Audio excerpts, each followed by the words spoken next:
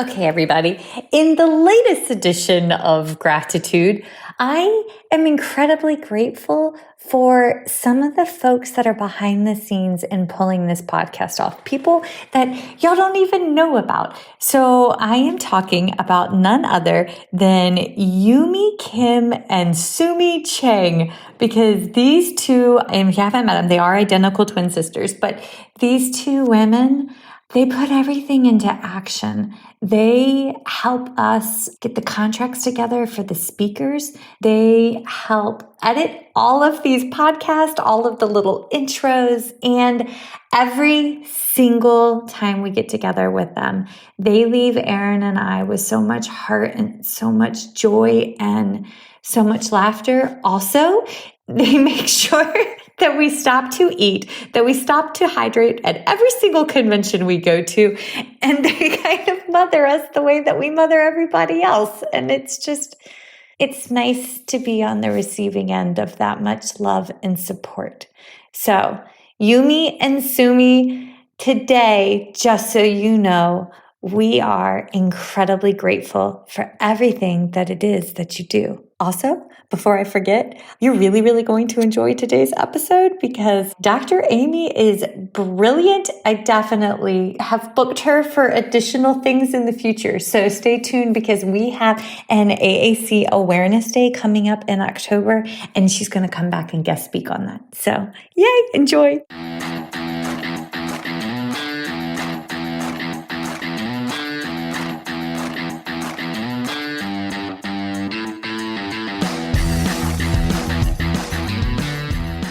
Hi, folks, and welcome to First Bite, Fed, Fun, and Functional, a speech therapy podcast sponsored by SpeechTherapyPD.com.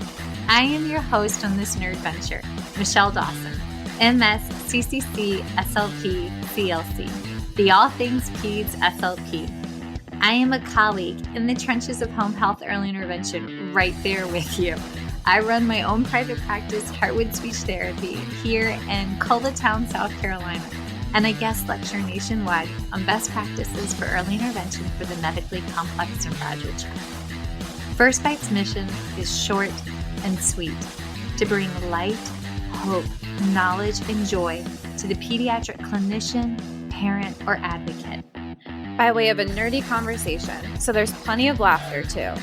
In this podcast, we cover everything from AAC to breastfeeding, ethics on how to run a private practice, pediatric dysphagia to clinical supervision, and all other topics in the world of pediatric speech pathology. Our goal is to bring evidence-based practice straight to you by interviewing subject matter experts. To break down the communication barriers so that we can access the knowledge of their fields.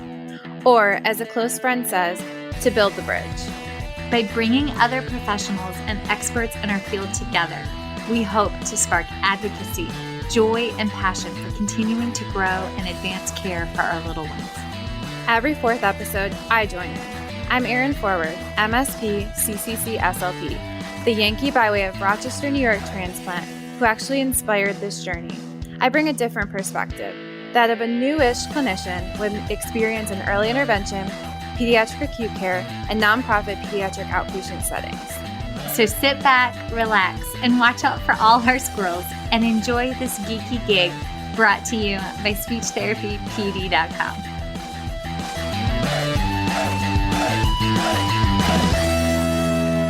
Hey, this is Michelle Dawson, and I need to update my disclosure statements. So my non-financial disclosures.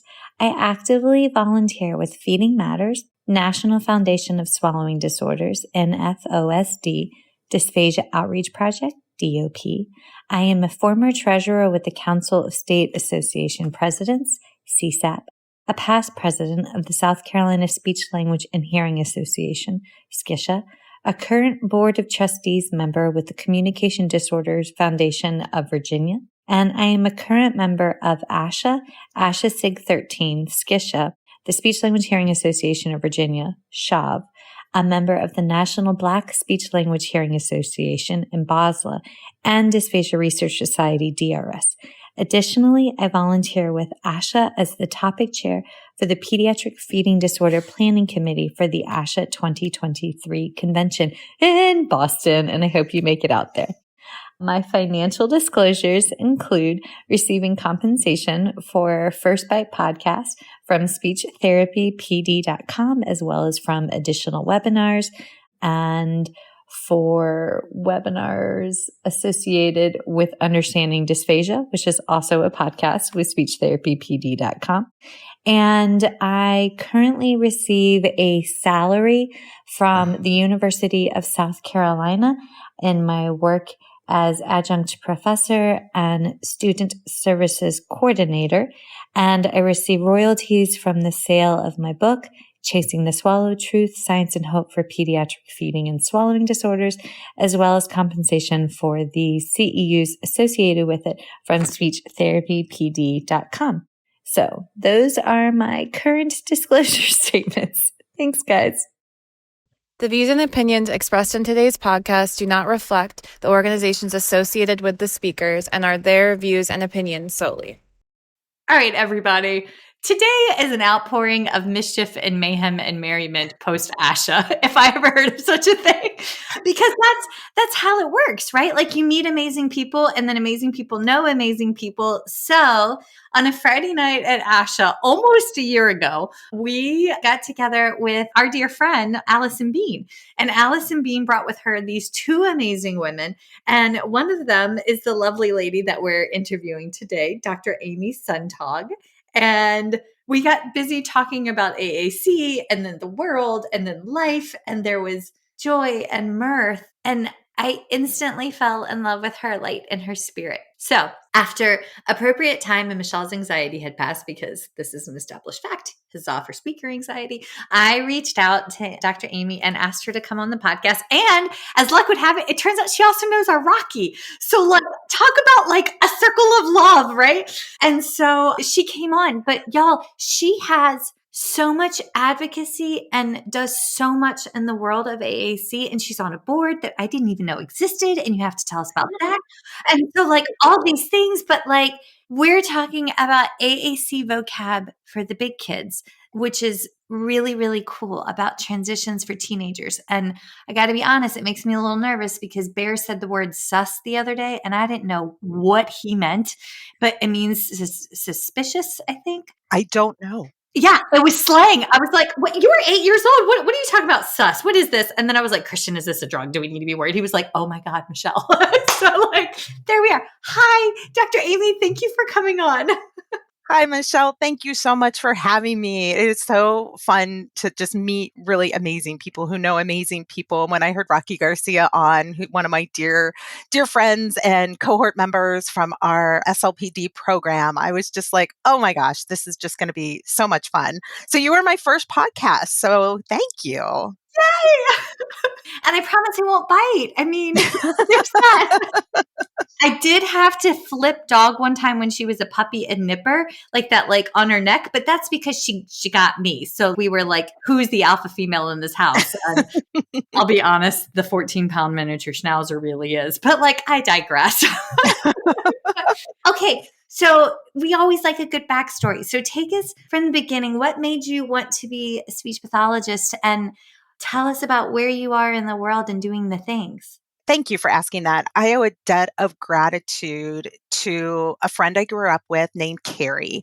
Her mother and my mother were really good friends, and where we lived was really close to where they lived. And Carrie was a year or two younger than me and was born with the umbilical cord wrapped around her neck and was born with severe cerebral palsy. So she had very limited mobility. And this is back, I'll just own my age. This was back in the 70s when we were born. And so technology wasn't where it is now. But growing up with her, I always grew up with someone who had a significant disability in my life. Because, of course, our moms were always together because you need your tribe, you need your friends, you need your people. So I got to be with Carrie a lot. And I got to see how she lived in the world. And it was just another person. And I remember growing up, I realized when you start to think about what you want to do, I want to work with people like Carrie. And her mother was wonderful and would let me tag along to PT, OT, and speech sessions. And they were all really interesting, but it was the speech therapists that really found ways that Carrie and I could communicate with one another, or that Carrie could communicate. And then, therefore, her mom would teach me how to do it. And I was like, I need to do that. I want to work with people like Carrie.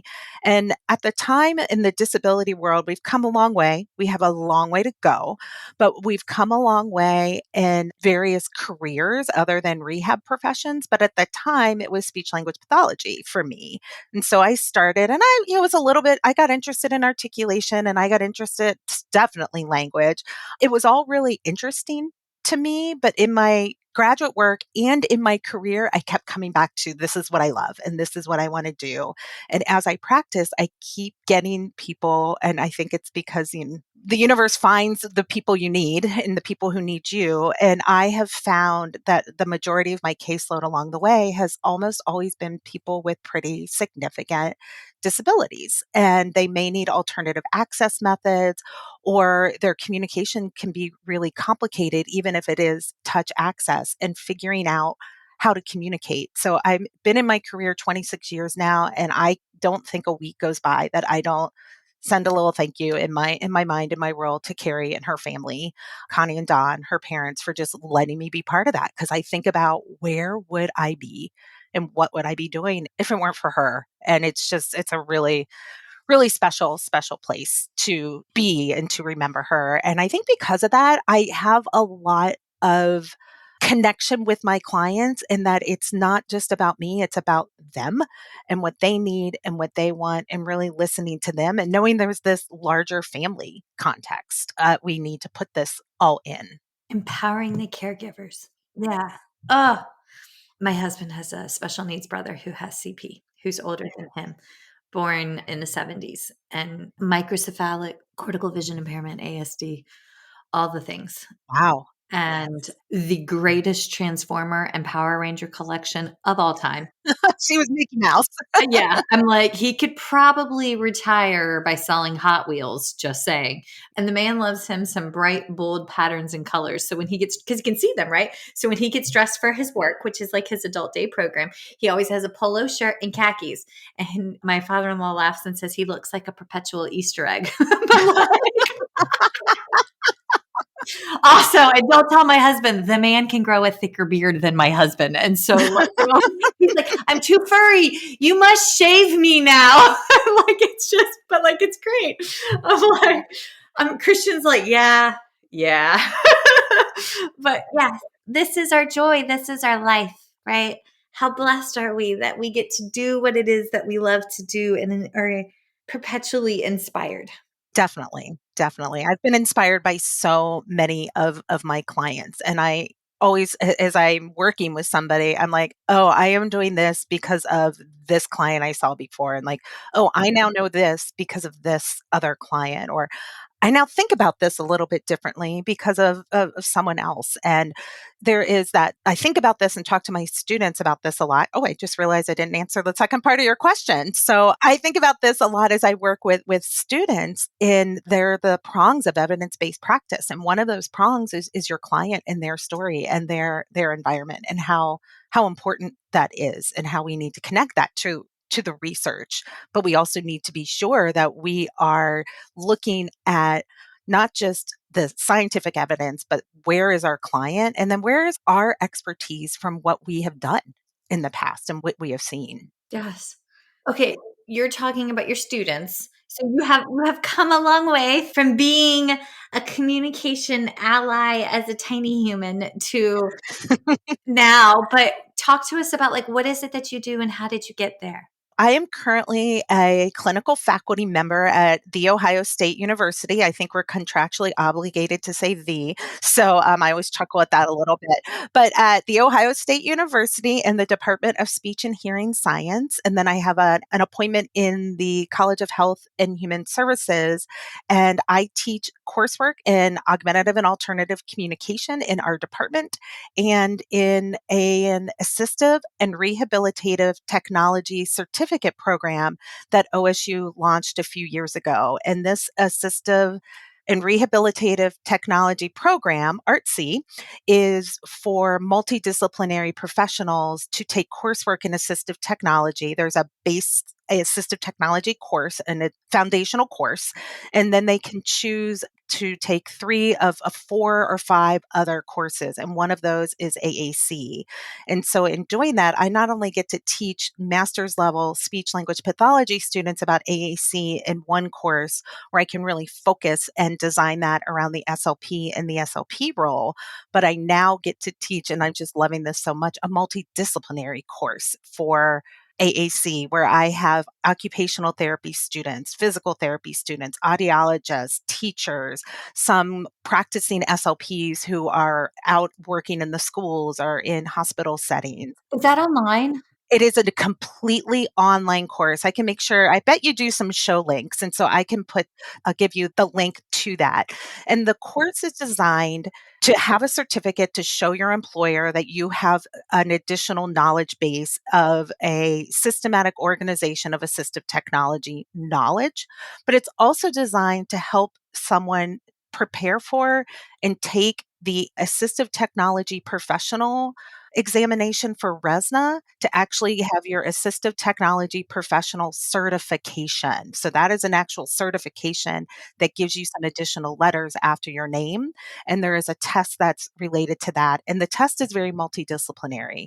So the ARTC program is designed to not only give you a foundation, but me as an SLP, if I need to take that exam, I don't know as much about wheelchairs. So I can take the course on seating and mobility as part of the ARTC program to be ready to pass that part of the ATP exam, which is through RESNA.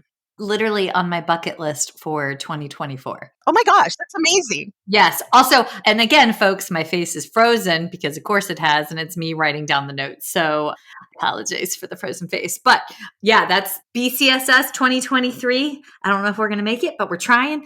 And then ATP 2024. But we have to claim this in the universe. So yes. Okay. That's amazing. Okay. We have to sidebar afterwards because now I have 14 questions on that. And I know we need to get to the questions, but I have one more. You're a secretary on this board of an organization I've never heard about. What is this thing? I am so sorry that you have never heard about that, because that is telling us that we know this, that we need to continue to expand our membership. USAAC is the United States Society of Augmentative and Alternative Communication, and it is the North American branch of ISAC, the International Society of AAC. And it's actually it's United States, but I think we do get members from Mexico and Canada. I apologize, there might be its own organization in South America. I should know that, but I do not know all the international organizations. But one of the things that we are really committed to doing is promoting AAC awareness and use and knowledge. And it's been very geared towards people that work in the field of AAC in a multidisciplinary perspective, as well as AAC users. And the past president of USAC is an AAC user, Yusun Chung, and the current president is Amy Goldman, who is a longtime professional and ally in AAC, and she does not use AAC, but our upcoming president is an AAC user, Tracy Rackensberger. And so she is a faculty member at another university, and I'm drawing a blank on which one right now. I apologize, Tracy. And so our upcoming president is also an AAC user. So we're really looking at getting the voices of our membership and expanding our membership for people who use AAC and meeting their needs. There's a couple wonderful things that this organization does. One is a new speaker connection, where you're going to love this based on what you told me before we started recording. If you are teaching an AAC course, or you wanting someone who uses AAC to come talk about their experiences, there's a speaker connection aspect of our website, section of our website, where you can get connected to someone who uses AAC to come to your class, to come to your organization and talk about what it means to use AAC in their journey, or whatever you and that speaker determine you think is a good topic.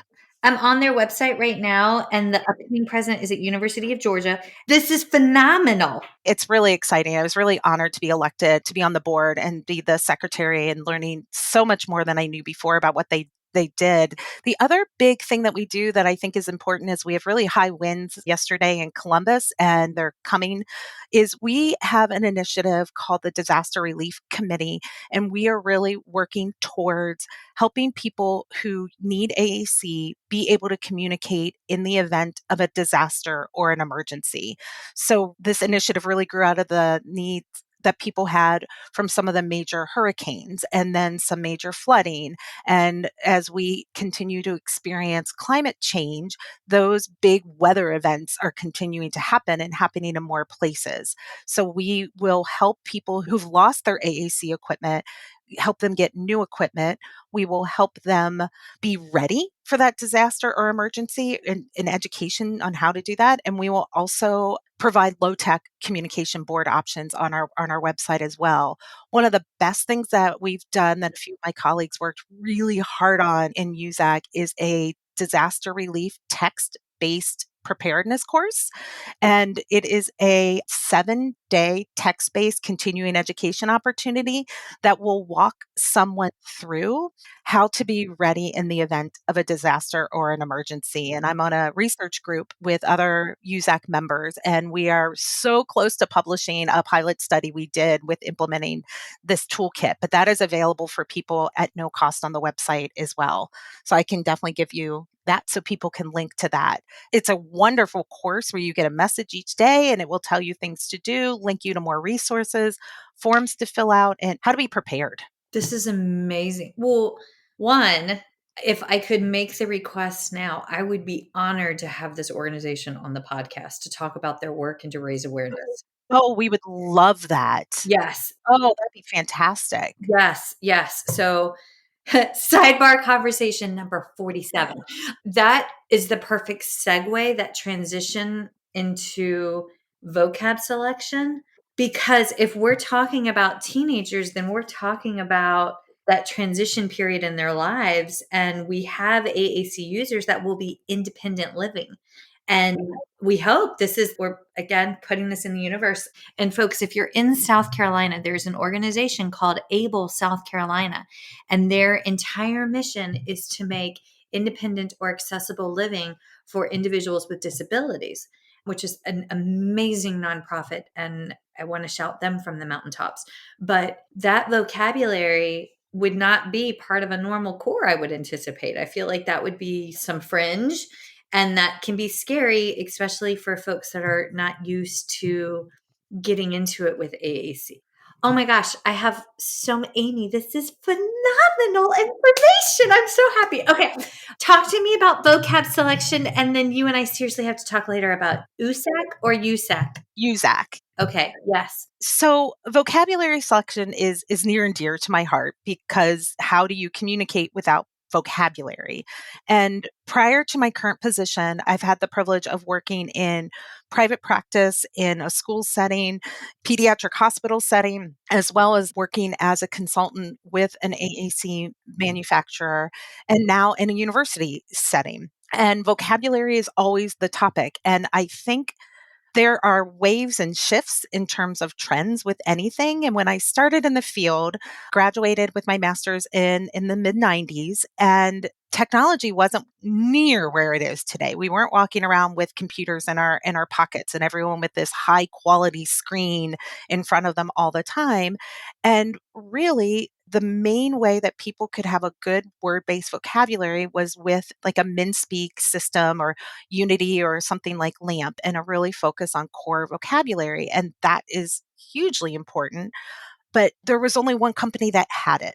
Now that technology has really shifted and we have so much better technology, almost every AAC company is like, we have core, and that's fantastic. We need core. Core is definitely what we use to put novel sentences together. And with anything I say throughout this, I don't want anyone to think I don't believe in core vocabulary and that approach.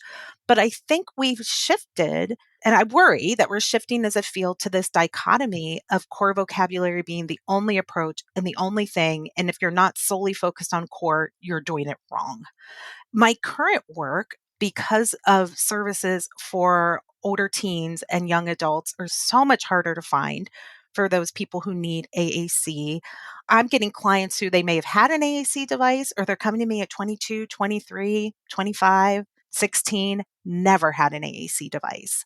And I think we can't just start with core sometimes with those clients. And I think we need to really look at all of the approaches that are available to us and really match all of the features and technology that is in AAC devices and find the right mix for that particular client. Because if we don't, I think we miss the opportunity for someone who's 16, 18, 20, maybe even 12, who it's their first time using AAC. They've had a lifetime of however long that lifetime has been of not having successful communication. They might have had a lot of barriers that they face to even communicate some basic feelings to their parents and believing that they can communicate. And so I think we need to give them a way to have that success and that understanding of what communication can really do, and then sometimes back into building in that language development. And we don't always get kids on our caseload at 2 and 3 where we could start AAC and core vocabulary and language development. And if we do, that is phenomenal. But when we don't, how do we meet those needs so that they buy in to AAC? This is the realm that I walk. I work with the littlest ones, right? There's so many barriers. In March, I spoke at the South Carolina Assistive Technology Expo on AAC for early intervention and caregiver empowerment. And it was on that piece, like, but you can do it. And how, when I plug in, one, just trying to explain to parents that like this screen is okay, because there's that fear of screens. Like that's a huge barrier, right? But I like to focus on MAD. And I know that sounds crazy. Not at all. You be a mom, somebody babysit a 2-year-old and tell me their emotion 97% of the time, and they're angry. They're the Hulk, right? Because they have these, and what cracks me up is especially for the kids that we treat, and not treat, but like the kids we work with, like they have this notion of what it is they want to do and how they want to play. But sometimes their bodies and their communication can't execute their master plan. Right. And so, like, I have this one little girl, and she loves to do fine motor activities. Her OT loves her, right? Because she needs fine motor skills, but like she thrives in arts and crafts, but she gets frustrated because it can't do what it is that she wants to do. And so she would resort to hitting, which is perfectly acceptable 2-year-old behavior, right? So we put MAD on her lamp. Thank you. And oh my God, now she's picking up on when other caricatures on her TV shows are mad, and like telling us mad, but like, I know that's a fringe word, but this is my hypothetical question. At what point in time does a core word turn to fringe? Or does a fringe word turn to core, right? Because like that's important for her. So many things to unpack there. Oh my gosh, I love it. And I was just having part of this conversation with a couple of my students yesterday. And let me tell you, all the future is bright. We've got some amazing young clinicians that are working and studying and just giving everything they have to learning about AAC. And I'm so fortunate that every single student in our program will go through the AAC clinic experience and that they will get exposure to this. And I think that alone is going to make things better. Yeah. So thinking about first those young kids definitely, it's a great time to really teach that language development. And what we teach is really important. So, yeah, MAD is fantastic. The fact that you're doing something that's not just requesting, like crayons and glue, and No. even if you're doing color and want, like those are good things, but I think we have to expand that and live in that moment. I think we need to look too, and this is another place I worry the field is becoming, the AAC practitioners are becoming a little too this camp and this camp is there's a lot of research showing the benefit of using visual scenes with really young kids. So a visual scene being a photograph or a picture that will help establish that joint attention because kids love to look at themselves. I mean, that's what they love to do. And how adorable are they? EI is one of my loves. I think it's kind of funny that I end up now with mostly teenagers and adults. But we can do both. We can get a visual scene in there, establish some joint attention, get some connection between that child and the speaker, and then still shift into using LAMP and core vocabulary. I don't think this is an all or nothing thing. And this idea of when does a core word become a fringe word? Well, this is just fascinating on so many levels. So core and fringe has been the vocabulary that we have used to talk about these words. And your core vocabulary, there are quite a few lists and studies of what constitutes core vocabulary, and they vary a little bit, but they're pretty consistent. I personally, even if the word mad isn't on a core list, I feel like that's a really important word, and that's something we should add. And to me, I look at fringe words as words that are fleeting. So for me, like dump truck, I don't use the word like dump truck very often. That's really fringe. It's a noun. Unless there's a lot of construction going on and that I'm not talking about a dump truck. Coffee is officially a fringe word, but it is not for me. I was going to say, but is it? Because for me, that is a core vocab word. Exactly, exactly. So that is something, and I joke with my students when I'm teaching coffee and different types of wine, they better be on my communication device if you run across me someday. Like, make them easy to access. So I think there's definitely that we need to consider, like family names. Those are core. Those are absolutely core words. And there's some newer research that's coming out that is it's interesting. It's talked about like, oh, this is not core and fringe, but I really think it's just a new spin and kind of a really functional spin on core and fringe because a lot of the I don't want to say controversy but maybe concern about core vocabulary is this idea that, well, they're not really the first 50 words. They're not really in those first 50 words that kids acquire. And we can argue the research on that and which study and what's going on. But if we look at the language development literature, it talks about content words and function words. And so content words are nouns and verbs and adjectives and adverbs and prepositions. And there aren't a lot of nouns in a true core vocabulary, but nouns are important. So coffee, wine, Netflix. Those are things that You just made a perfect Saturday. exactly. Yes. Peanut butter. Like that's, I love my peanut butter. So, I mean, those are going to be words that I want. They're my words and they're used more in that early spoken language. Then you have function words that perform like more of a grammatical function. Pronouns, determiners, auxiliary verbs. Pronouns are important and they help finesse your language. And I'm working on them with a client right now. And we're trying to see how much can he really figure out these pronouns. And then we discuss, but how much does it really matter if he can say the names of the people around him? But we do want him to have that ability to like have a way to reference someone who we haven't yet thought to put in his communication device.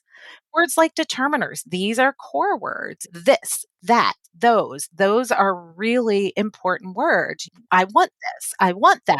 If you're listening and you're an EI SLP, how many times does the mom say, do you want this or do you want that when they're talking about snacks or mealtime? And this and that are hugely empowering for because, sorry, you pulled a trigger. I once had a colleague tell me, well, we were working on Teddy Grahams and goldfish crackers via PECs. and he refused to participate. So he's not ready for an AAC device. And I was like, but what if he doesn't want Teddy Grahams or goldfish crackers and he wants something different and he wants something over there or that one? And it boiled down to a funding issue where the school district didn't have funding for AAC devices, but they didn't know that there was alternative routes. And once I went there in the conversation, like it completely flipped and they got on board. But it was just very, yeah. And these function words, they emerge. They're not in the first 50, but they emerge after the first 50 words are acquired. So I think we just need to think about when it makes sense to start to introduce these types of words and then look at it from a language development lens. And I don't ever want us to be so, it is one way or the highway, unless we have a lot of research to back that up, that this is what we need to do and only need to do. And I think the biggest thing in AAC we know about that is aided language stimulation, model, model, model, model, without expectations. And I love a systematic review that's been done on that by, I believe, O'Neill, who did a systematic review meta-analysis on that. And basically she's like, yeah, it's done a lot of different ways and they all work. They're all successful. So do it. And that's really important. Yeah, O'Neill, Tanya O'Neill, I believe. O'Neill. Okay. I'm writing this down. Yeah, I can send you the article. Okay, good. Because I never know if O'Neill is the I before E or if it's the E before I. And I know that's real, but like I can't spell. And so also, I feel like the reason I love AAC and PFD is they're both so new.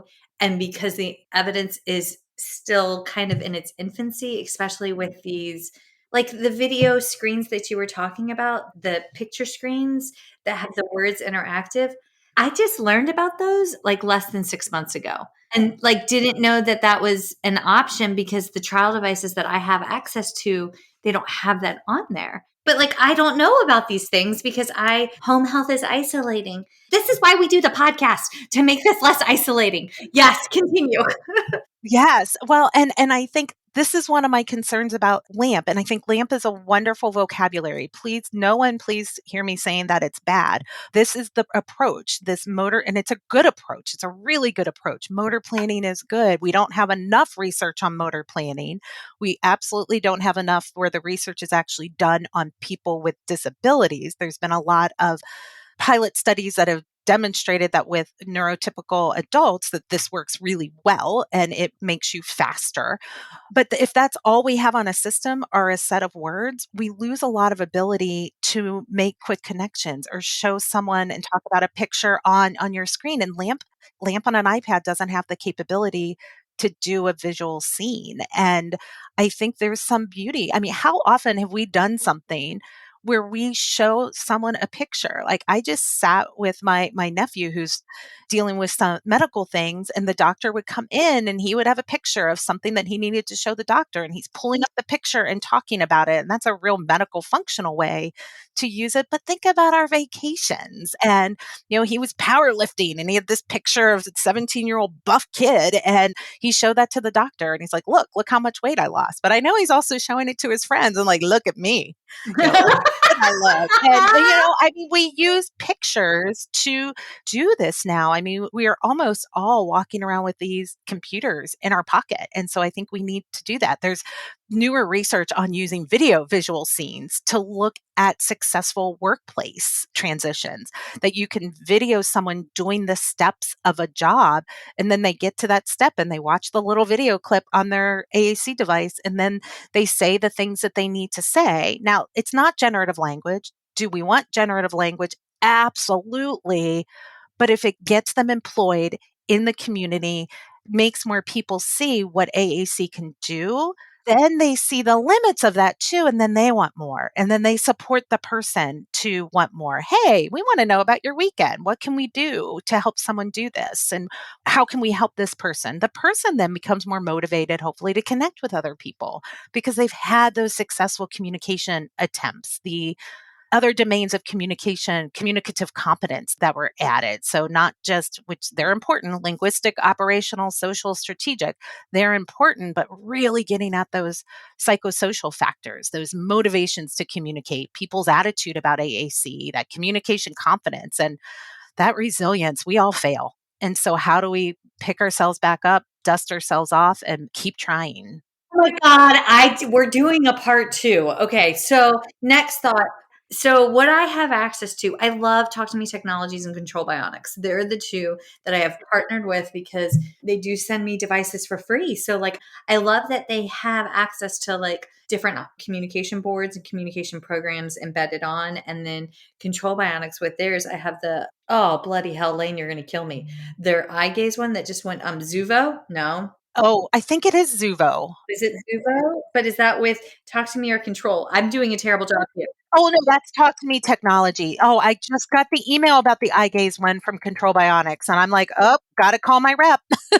Yes, because I have one of theirs, but what I love about it was that it has interactive games on the device. I'm probably preaching to the choir here, but wouldn't it be amazing if on these designated trial devices, especially for the ones with the patients, wouldn't it be amazing if we had multiple programs to trial such that they can flip back and forth between and have the insurances pay for the multiple? Because I have a problem if a child is using multiple modalities to access communication, but insurance is only paying for one. Yeah.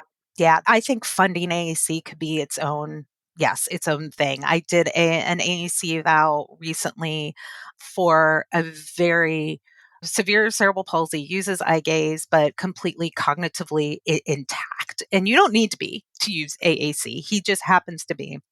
In his home, he has what I call mission control. He's got like multiple screens around him. He uses his AAC device to write emails, and he uses Unity 144, so a pretty advanced program with word based vocabulary, and he's super fast.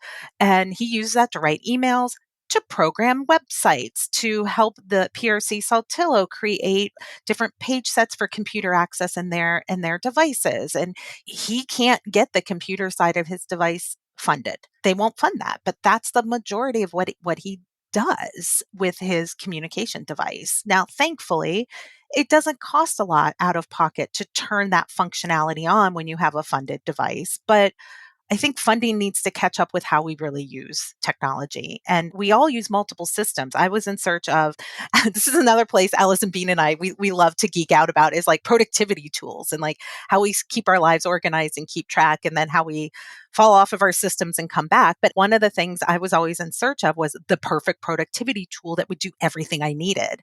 And I came to the realization that that does not exist, that I have different types of systems I use for different things, and I work to integrate them as much as possible, even if that integration is me remembering, all right, this is in this section in Teams, and this is over in my to-do list over here, and whatever it might be, and how we keep all those things organized and together. Like this is a Notability.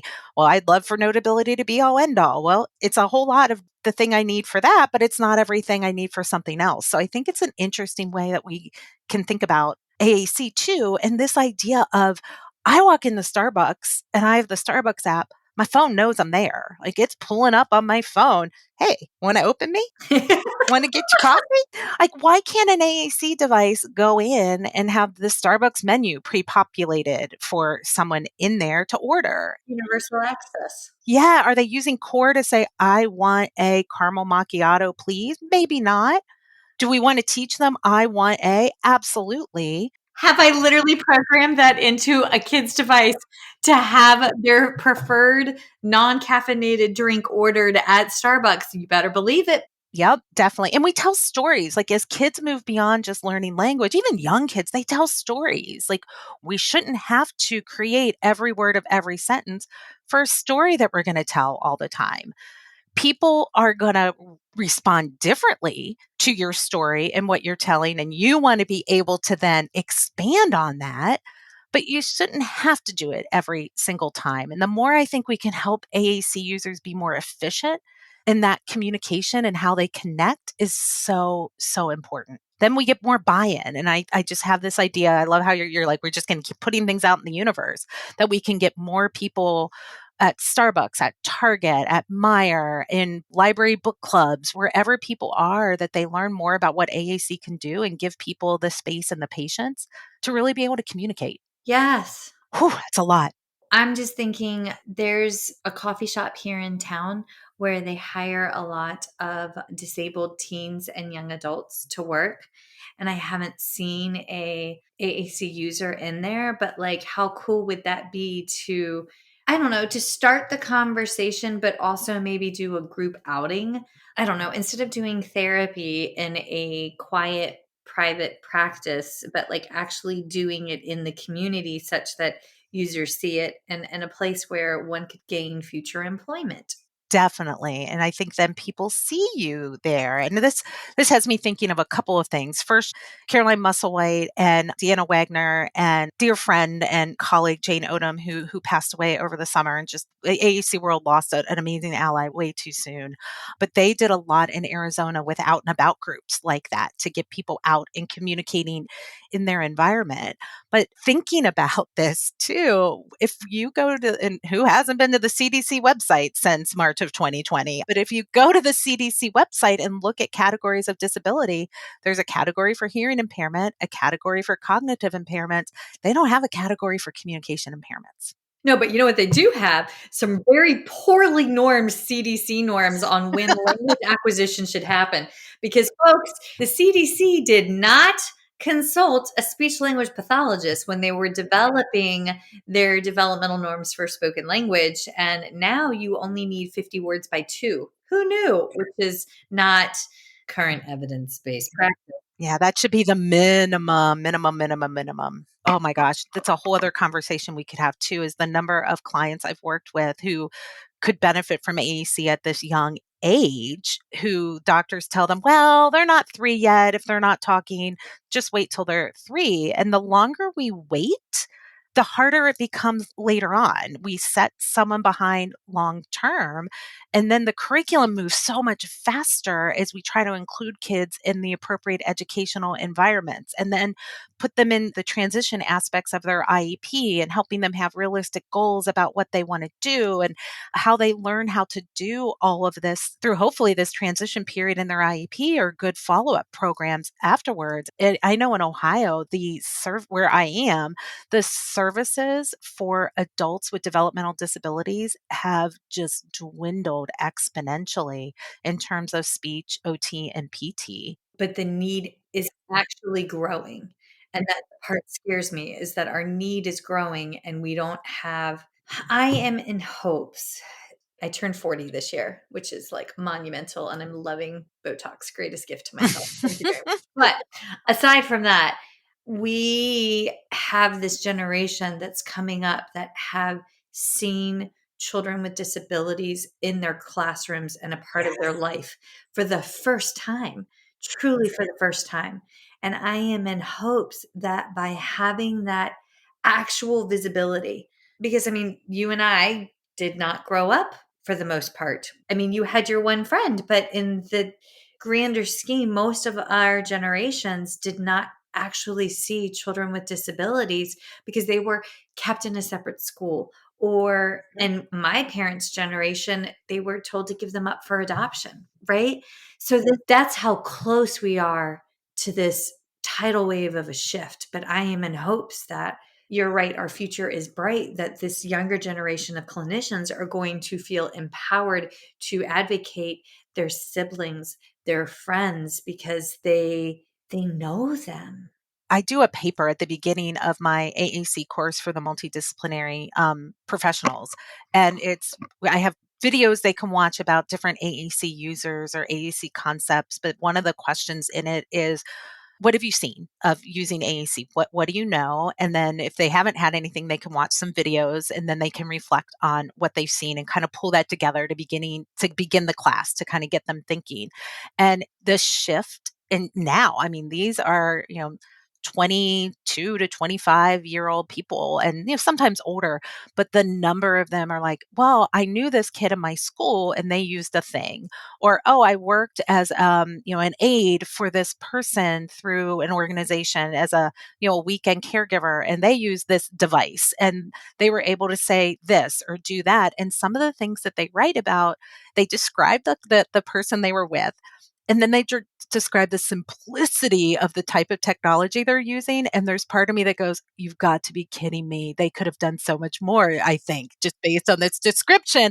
But then I keep reading, and the takeaway for that person is huge. I realized that they could pick what they wanted, that they could tell me how they feel, that they, could order a hamburger. And so I think, yes, they might have been able to do more. What do I really know? Because I never laid eyes on them.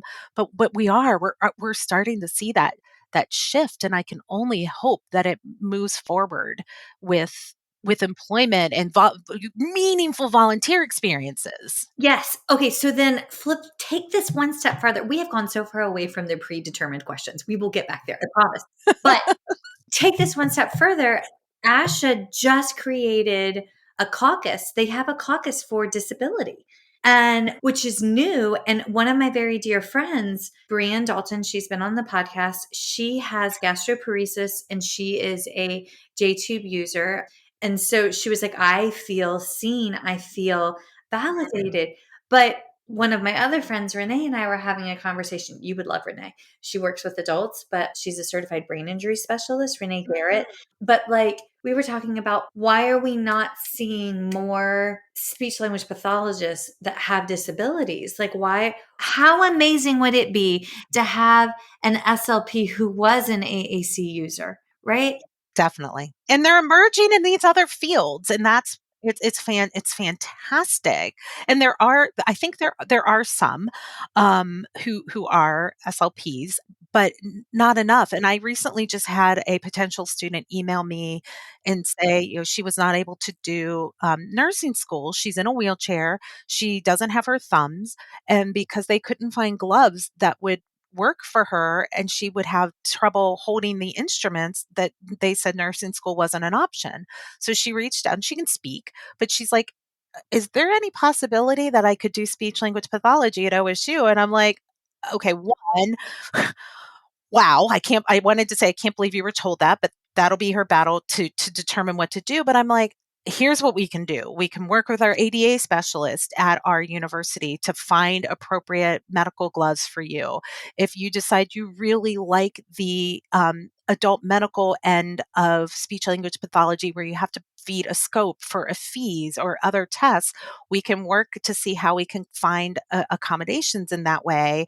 We can look at how you can maneuver in our environment and figure this out. And I think disability is a huge part of our new DEI initiatives in the field, diversity, equity, and inclusion. Like, Yes. disability is a very big part of that. And I don't think people with disabilities are going to be quiet much longer, and they shouldn't. And I think I'm learning a lot as I listen to myself say people with disabilities. I'm learning a lot with some people I know, students I know at OSU, who were part of this group they formed called Buckeyes for Accessibility, and that some really want to be disabled first. Like, it's their culture. They're a disabled person, and instead of person with disability. And so figuring out what that particular person prefers to be, how to be referenced, is really important. And I usually tell my class, you're going to see I tend to default to person first language right now, but I'm learning and shifting and changing and figuring out what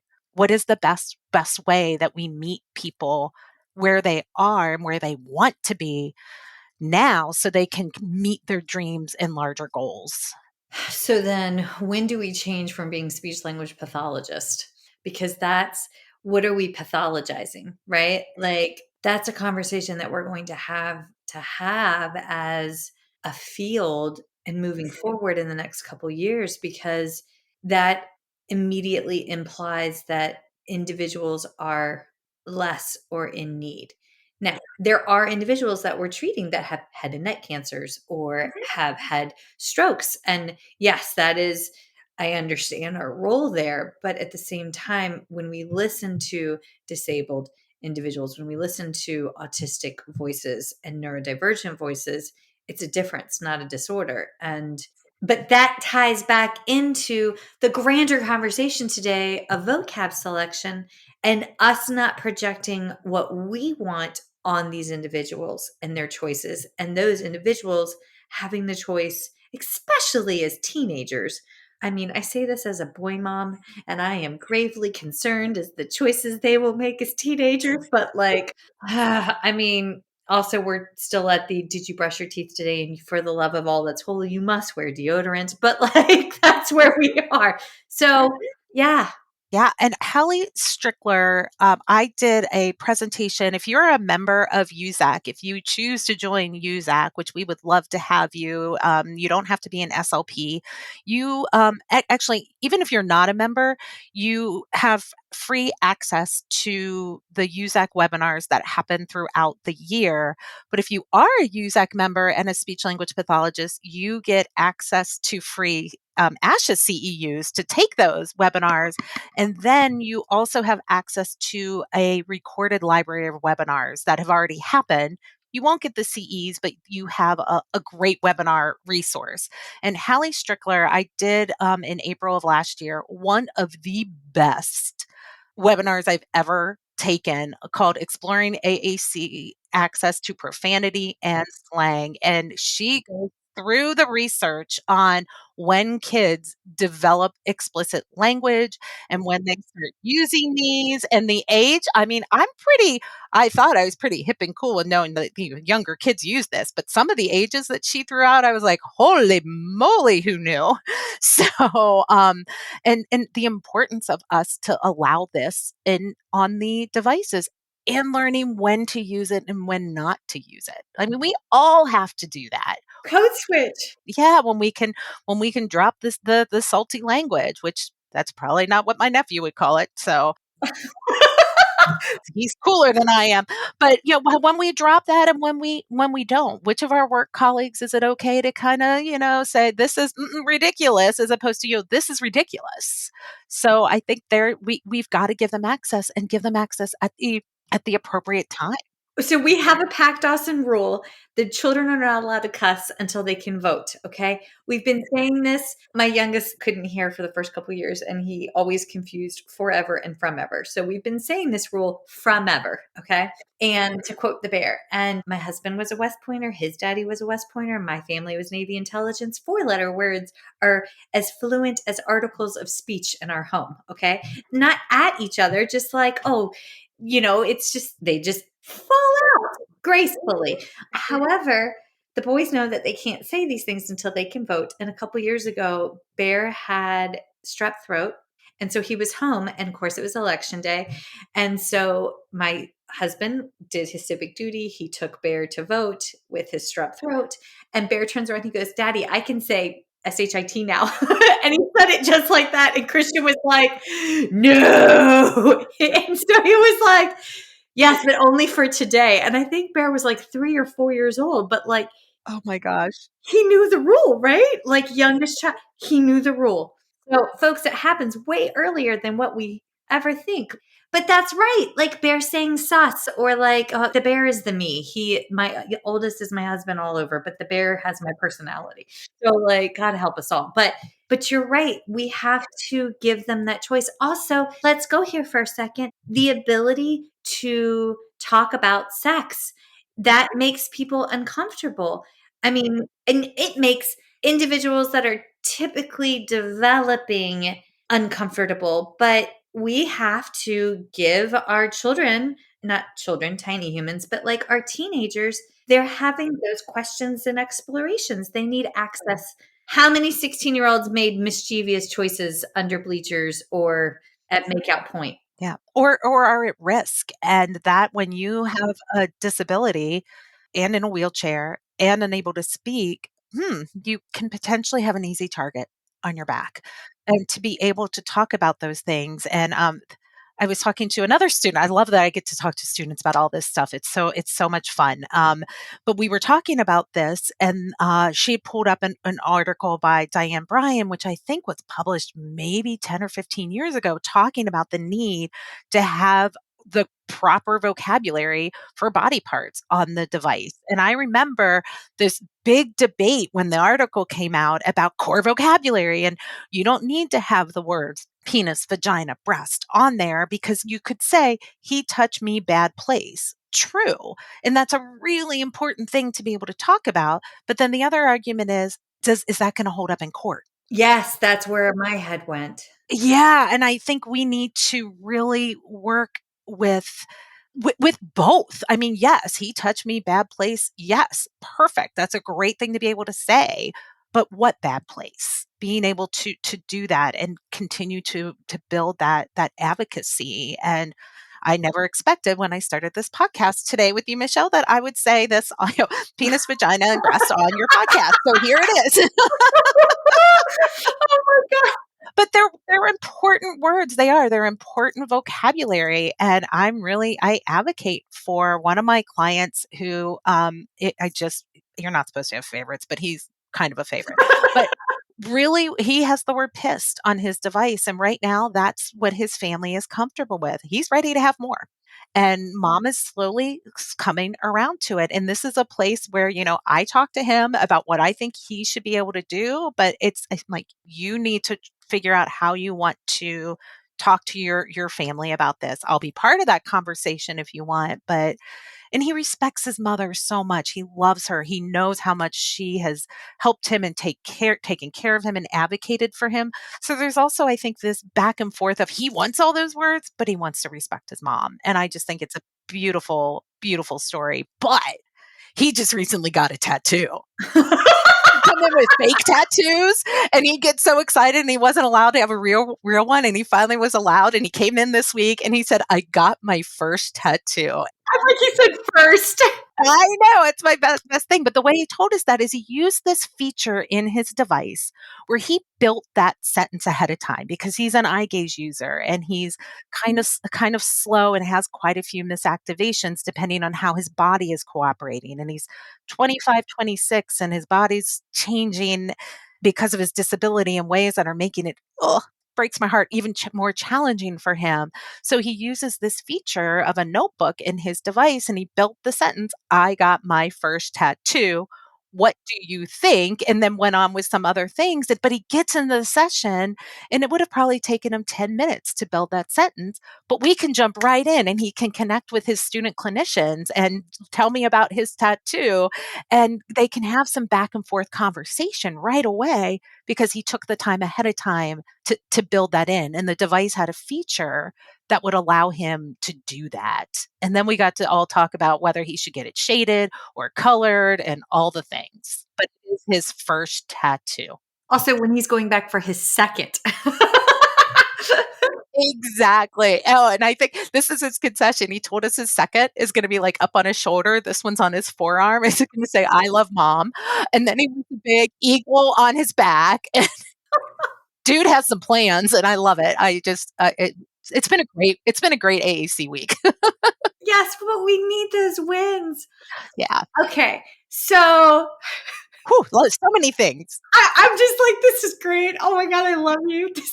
Folks, this is why you go to ASHA, man, because you meet beautiful souls. Oh, and that was my first ASHA since COVID, my first big conference since COVID. I had done a smaller one, and that was just made me so happy. And then ASHA, and my husband is immunocompromised, so it was a little hard for me to be out. And I showed up that night this past November, Michelle, and I was just like, okay, should I be in this restaurant? Should I be meeting all these people? I've already done all these things. And then I met you and some of your colleagues, and I was just like, I needed that so much.